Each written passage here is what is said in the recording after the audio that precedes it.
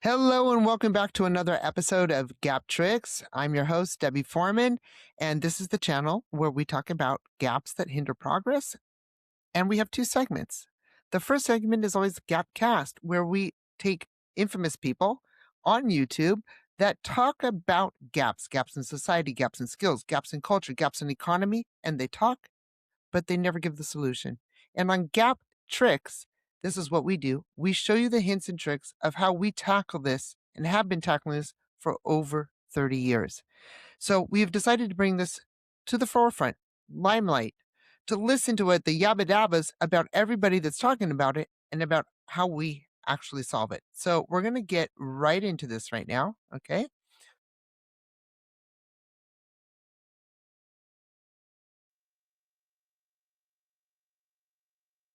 And here we go. Let's hear what Miss Hillary Clinton has to say because we already heard the first segment, right? Here she goes. I'm going to talk Important through that this as we're we going. look for ways to pay for our investments, but I think that there can be short-term decisions about the kind of federal dollars that are available now with a revenue stream to pay them back in the future that would bridge the gap if we can't do everything that we need to do to really give the economy. Bridge the gap that we can't really do what we need to do to create job creation. Okay, so here we go.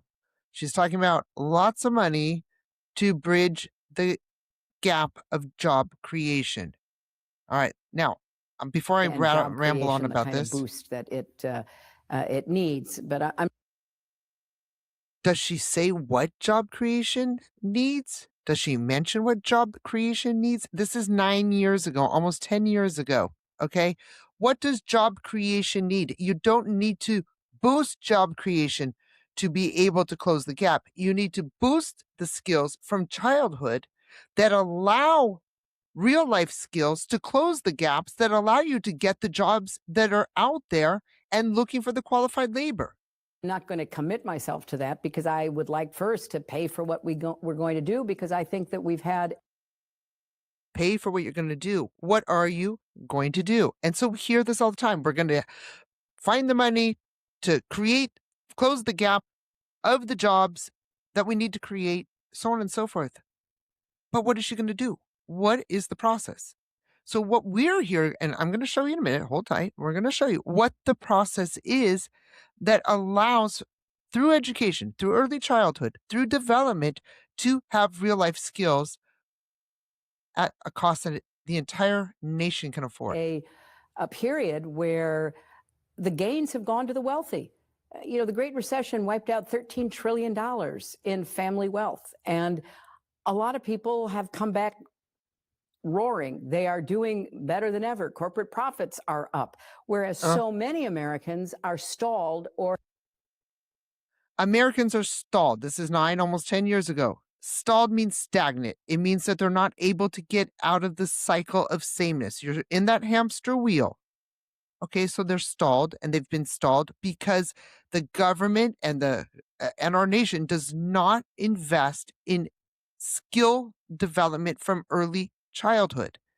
It invests in A, B, C's, D's, and F's in school on content and not on the ability to provide those skills incorporated into our education. Have fallen backwards. Real family income hasn't moved. In fact, it's below. Of course, family income hasn't moved because the skills required to be able to move it have not moved. Where it was in 1999 and 2000. Who is going to pay more money for the same set of skills if the skills require more skills to be able to get more money? That is a gap. It's a redundant gap. It's a redundant cycle, of stagnation, qualification, competition. So we do have a problem. It's a real problem because we Yes, are it's a problem. a 70% consumption economy. So we've got to get more growth going. And the best way to do that is to invest in these jobs. What jobs? What jobs is she talking about? You don't invest in the jobs, you invest in the people and you invest in the skills that the people need to be able to get these jobs. This being said,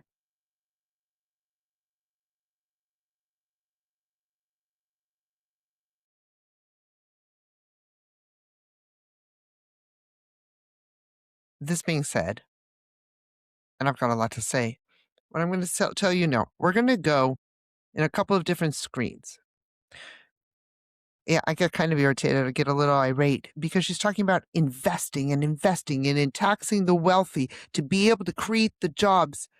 It's not the job creation, it's the qualification of people to close the gaps that are hindering their progress to get out of the cycles of stagnation, qualification, competition, and results, to create the impact that they need for real life readiness to be able to go into what the job market is willing to hire and pay, and they aren't able to get it because they don't have the qualifications. And that's what gap closing is all about. All right, you guys. So I'm moving on right here, and I'm going to show you what I'm talking about. I'm not gonna spend a lot of time on it because it's just the awareness. As soon as you see it, you say, wait a minute, huh? That's all it takes. And that's what I want to show you. All right. So here we go.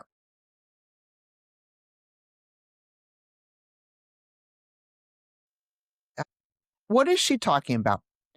She is talking about, and what you're seeing here, let me start explaining what you're seeing here. This is a list. All right. Let's take a look of the World Economic Forum's The World Economic Forum. I didn't make this up. It wasn't made up by a company, nothing like that. It's the World Economic Forum that says that these are the current top 10 skills required for the job market.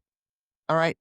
So if these are required for the job market, and she's talking about investing in jobs, and I'm saying we need to invest in from childhood the skills, this is what is required of human beings on the job market around the world, the top 10 skills: analytical thinking and innovation, active learning and learning strategies, complex problem solving, critical thinking and analysis, creativity, originality, and initiative. Okay, I'm going to stop right there. Now, here's the question.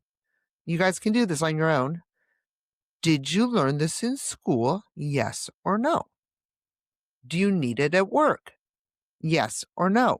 So, why is she talking about creating jobs and taxing and creating more taxes 9, 10 years ago? And what has been done since then?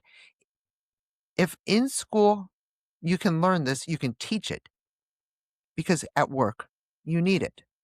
Now, what has been done with the educational system, and we're going to show you a little bit about it, but it's not being done in mass, is take these skills that the World Economic shows, incorporate them into curriculum, incorporate them into reskilling the teaching workforce so you can close these gaps and you can be ready and prepared for what the market actually needs.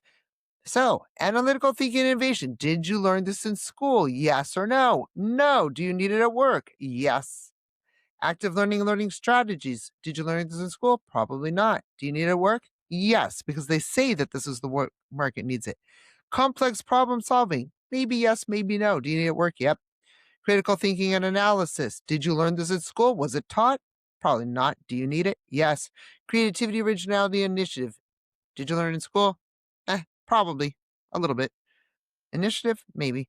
Do you need to work? Yes. Leadership and social influence. Show me a school that is dedicated to that. But let's say you learned it, and yes, you need it at school. Technology use, monitoring, and control. Do you learning at school? They're starting. Are they using the control systems? Don't know. You need it at work. Technology design and program, starting in early childhood. Is it being taught in schools? Some. Do you need it at work? Yes. Here's the big one. Resilience, stress tolerance, and flexibility. Is that incorporated into school curriculums? Nope. Do you need it in the market? Yep. And that's a big one. Reasoning, problem solving, and ideation. Is that taught in school to be able to learn to identify, although a lot of the work that's given requires problem solving and reasoning, are people taught to recognize and acknowledge that skill? No. Do they need it? Yes. So now I'm going to move on as we move forward. And here we go. Okay. What is she talking about? We need to make an impact in the job market. We need to impact the kinds of jobs. Sorry, I want to talk about impact. Impact. To be able to create an impact, you need to be able to separate the results and the outcomes. So let's take that back all the way to the beginning. What are you inputting? You're inputting new learning skills for the entire youth and reskilling the new market. The adults already out there. What is the best input that we could have? Trillions of dollars, finding a budget, taxing, that's an input. Taxation would be an input. No, you don't need that taxation. You need to be able to incorporate skill development to be able to get what? People prepared for the market. Results, those are the hardcore results. They're objective. And then the outcomes, they are the subjective. What outcome do you get? You get a qualified market. The results, more high paid jobs. The impact, a wealthier society. That does not seem so hard. Now I'm going to give you just a quick shot of what this actually looks like in real life. We finished a project, and this is on GAPTrix. So if you guys go on to GAPTrix and take the course, you will get to this. This is in, let's take a look, track 1, episode 5, okay? And I'm going to blow that up so you can see it. This is just a little segment. I just want you to listen to this. We skilled a rural, desolate, vulnerable community to be able to do what no other schools are doing to reskill the workforce, to be able to skill the students, to get out of the vulnerable situations. And no taxation was required, and it did not require hundreds of millions, tens of millions. Okay.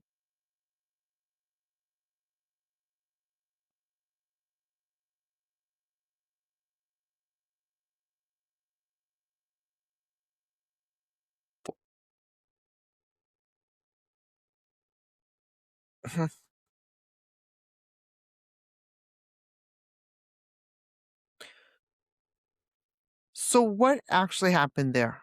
We implemented those World Economic Forum skills and the United Nations 17 Sustainable Development Goals into the K-8 curriculum, created real life skill, project based learning through financial literacy, reskilled the workforce to be able to implement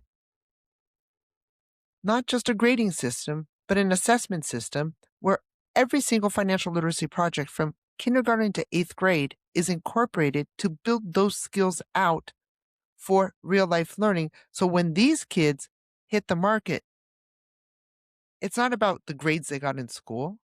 It's not about the school that they even went to, because they went to one of the only schools in the entire nation that's leading rural education development through skill development. They're changing how schools teach in rural education through skill development, incorporating the curriculum, incorporating into projects, incorporating into financial literacy and other requirements for the region. So those learners are prepared for the biggest and best jobs, regardless of where they come from. And this is what you learn here at GAPTrix. You learn the frameworks, or you about the frameworks that we apply, that you can apply to yourself by just going on to GAPTrix and doing it. This, you do not need government. You do not corporation. You can do this by yourself. And it's out there and it's available for all of us to become more skilled, to get out of what Hillary Clinton called the stalled cycle, the stagnant cycle, being stuck, no reason to be stuck, and no reason to wait for government to solve your problem. You can do it on your own. I'm Debbie Foreman. I'm out of here. Don't forget to like, subscribe. I'll see you on the next one.